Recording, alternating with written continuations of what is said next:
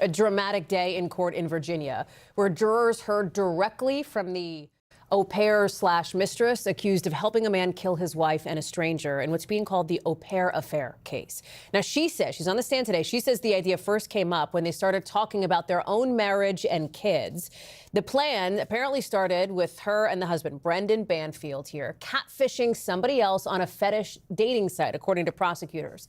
The two allegedly made a random person think Banfield's wife, invited him over to play out this consensual, violent sexual fantasy. Once the stranger got there, prosecutors say Banfield then allegedly acted like the man was an intruder and shot him before stabbing his own wife to death with this knife. This was shown in court today.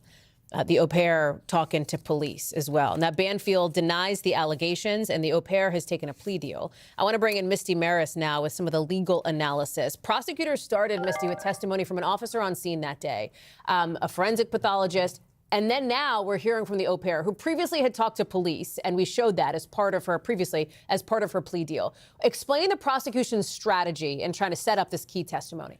Yeah, they're setting up this testimony by having an officer, they're showing the knife and a forensic pathologist, and then we're hearing from the au pair, who's explaining the planning, commission, and cover-up of this crime under oath on the stand. And the reason that they're setting it up this way, Hallie, is that prosecutors want the au pair's testimony to corroborate some of what the jury is hearing from the officer and the forensic pathologist. And so all of that is going to lend credibility to her story. She is a key witness, and really a witness that is going to make or break this case from the prosecutorial perspective. Let me play a little bit of what she had to say today in court. Here, watch this.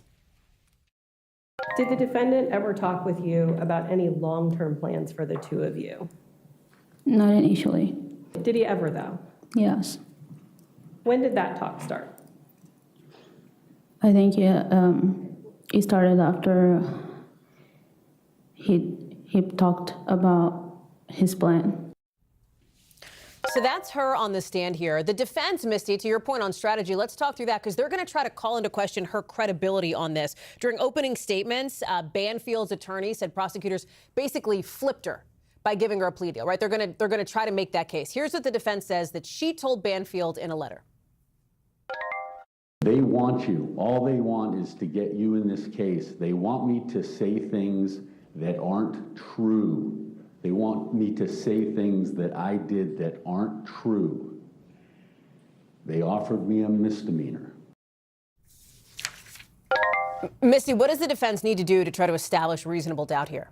So the defense is poking holes in the credibility of the au pair's story, and they're focusing on the plea deal. Remember, she had denied anything to do with this and denied anything for a full year until she took a plea deal, which resulted in time served, meaning she's not serving any additional time behind bars. So they're focusing on that, saying that it was in her best interest to not be truthful and to testify against Banfield. They're also focused on another aspect, which is that law enforcement manipulated evidence in order to fulfill this catfish story. So that is what the defense is focused on, talking about the investigation and its failures, as well as the credibility of the au pair based on that letter and that plea deal.